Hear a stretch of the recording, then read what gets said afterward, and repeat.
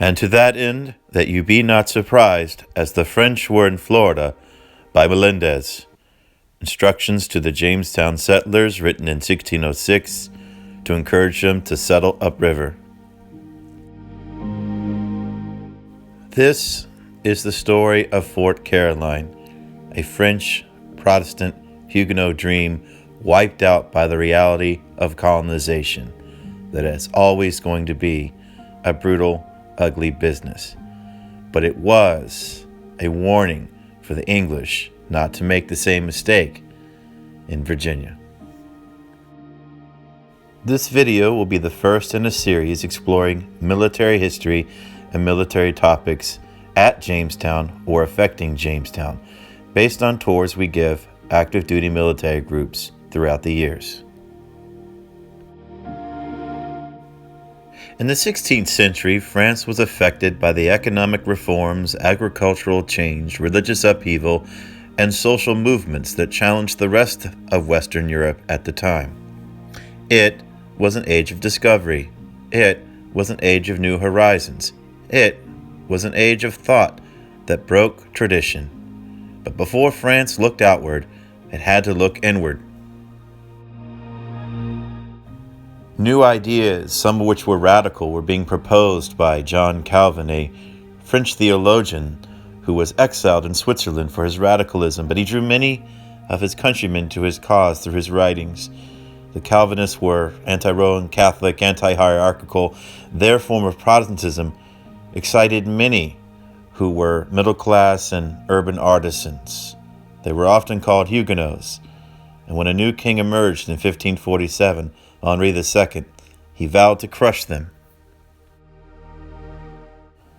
But these Huguenots were an established institution by 1559. By 1560, Henri II had died, and his wife, Catherine, ruled as regent for her 10-year-old son. Because her rule was tenuous, she reached out to Huguenots for support. And although some reforms were proposed, neither she nor her son could stop the religious violence that would plague France for the next 40 years. France's claim to North America dated from this time period of internal conflict. But when they did look outward, they sent men such as Verrazano and Cartier to sail and explore the Atlantic coast. And after years of exploration, in 1562, the French chose Florida to stake their American claim. They would use Florida as a safe haven for Huguenots, thus ending their religious problem, all the while maintaining a French presence to annoy the Spanish. There was a lot of money to be made robbing Spanish treasure, yet one gets the impression that France was using its most expendable subjects for this high-risk operation. Jean Ribault led the first expedition in 1562 and chose René de Laudonnière as his second. These men were stalwarts of the Huguenot movement, as well as being prominent proponents of French overseas expansion. Ribault's first group landed in Florida and placed a pillar to mark France's southern claim. But then Ribault sailed north to what is now Parris Island, South Carolina, to mark their northern boundary. 30 men were left to build Charles Fort as Ribault sailed away. In a story remarkably similar to both Roanoke Island and Jamestown, the Frenchmen suffered in Charles Fort, starved, and resorted to cannibalism. A few survivors that sailed away were rescued by English sailors. The Frenchmen returned in 1564, this time with Laudonnière in charge, as Jean Ribault was in prison. They chose to return south in Florida to make their new settlement. It was a more diverse set of colonists this round, with many Huguenots, some Catholics, and even a few Africans the Frenchmen referred to as infidels, likely Muslims. There were 300 settlers in all, on board 3 ships, and they eyed the high bluff along the south bank of the St. Johns River for their community to be called La Caroline. It seemed a good location. It was defensible, commanding the river, and close enough to the Atlantic to make a quick escape. The area was wooded with plenty of game, crops, and what seemed to be friendly Native Americans to provide them with trade. It seemed ideal, or so they thought. They built Fort Caroline, a triangular-shaped fort with storehouses, dwellings, and bulwarks to prepare for any Spanish attack. Writings from the period indicated that the settlers were joyful and even jovial, enjoying good relations with the Indians, all the while eating well and playing music. And then the supplies ran low. To make matters worse, in a preview of Jamestown, the colonists from France wasted months searching for gold that was not to be found, and did not busy themselves with the necessary labor to sustain the colony. Laudonnière proved a poor commander. He could not compel settlers to military discipline. He made bad decisions in his diplomacy with the Indians, and he seemed weak to the malcontents of his colony, many of whom were busy eating, drinking, playing, and carousing with local women.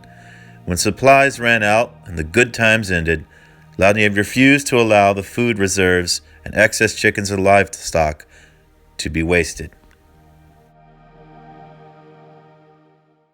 Riches never materialized. The local Native Americans lost their food and felt cheated. Trade stopped. Men grumbled, complained, and even mutinied. But those who ran off only ran into the hands of the Spanish.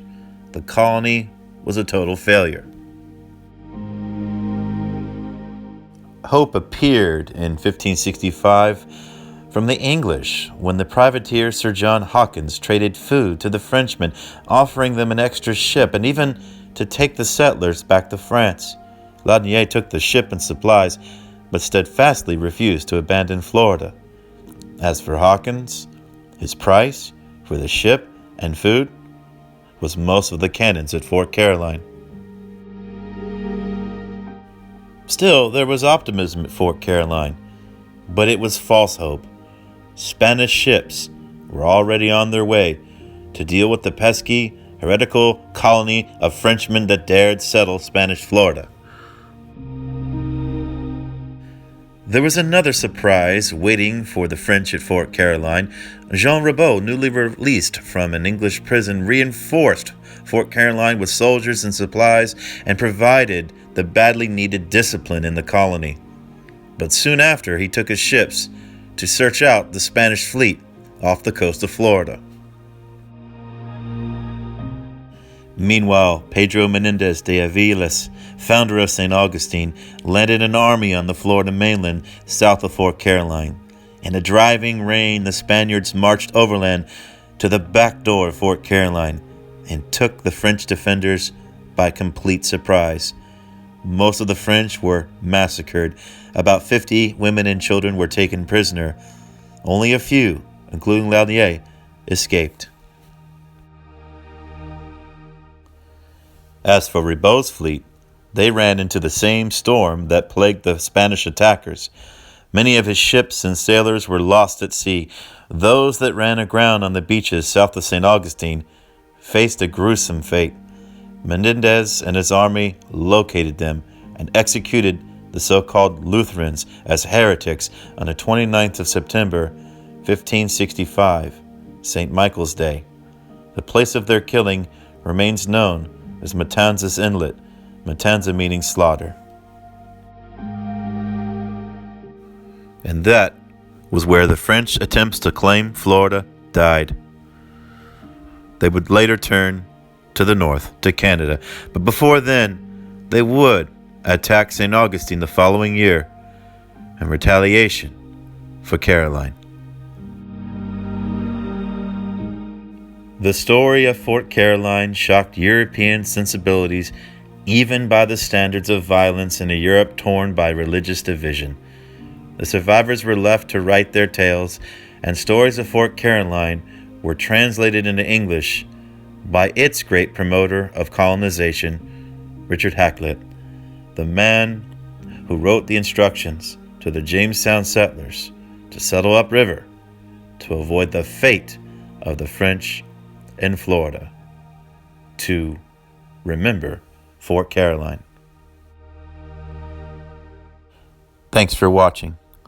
In our next video, Irish Tactics, we will explore the parallels of English military behavior in Virginia versus the Powhatan, and what was done to the Irish during the same time period.